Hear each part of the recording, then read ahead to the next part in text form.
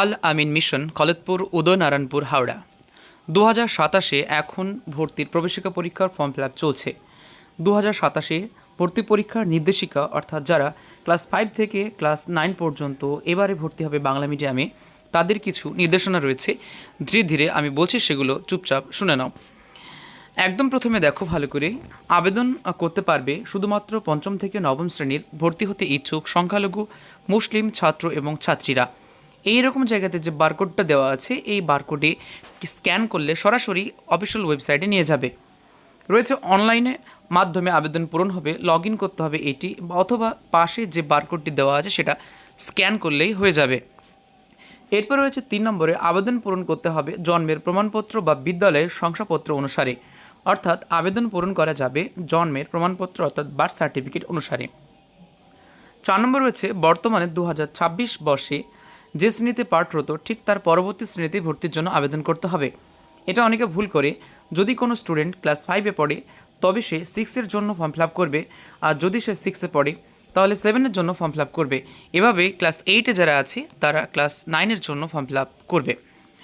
এরপর রয়েছে, আবেদনপত্রের জন্য 350 টাকা দিতে হবে, অনলাইনে পেমেন্ট করতে হবে, UPI, net banking, debit card, credit card বা অন্যান্য গেটওয়ের মাধ্যমে কিন্তু ফর্ম ফিল আপ জন্য টাকা গ্রহণ করা হবে। আবেদনপত্রে পরীক্ষা কেন্দ্র যে শ্রেণীতে ভর্তি হতে ইচ্ছুক তা সঠিকভাবে নির্বাচন করতে হবে, পরে তা পরিবর্তন হবে না।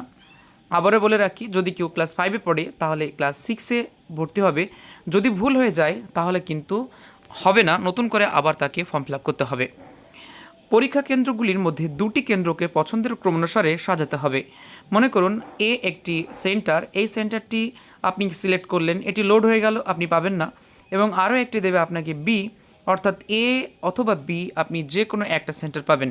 তাই ফর্ম ফিল আপের সময় 2টি সেন্টার রয়েছে, আপনি যে কোনো 2টি বেছে নেবেন।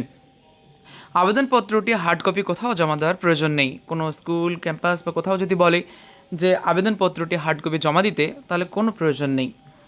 পর্যায়ক্রমিকভাবে ফর্ম পূরণের পদ্ধতি এখানে দেওয়া আছে। আমি অলরেডি একটি ফর্ম পূরণ কী করে করতে হয় বলে দিয়েছি, সেভাবে ফর্মটা পূরণ করলেই হবে।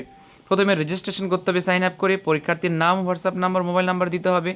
তারপর মোবাইল নাম্বার দেওয়ার পরে সেটি আবার লগ ইন করতে হবে, রেজিস্ট্রেশন করতে হবে, ইমেল আইডি, পাসওয়ার্ড দিতে হবে, অ্যাপ্লিকেশন ফর্ম পূরণ করতে হবে, আপলোড ডকুমেন্ট দিতে হবে এবং মেক পেমেন্টে যেতে হবে, অর্থাৎ পেমেন্ট হলেই ফর্মটি সাকসেসফুল হবে।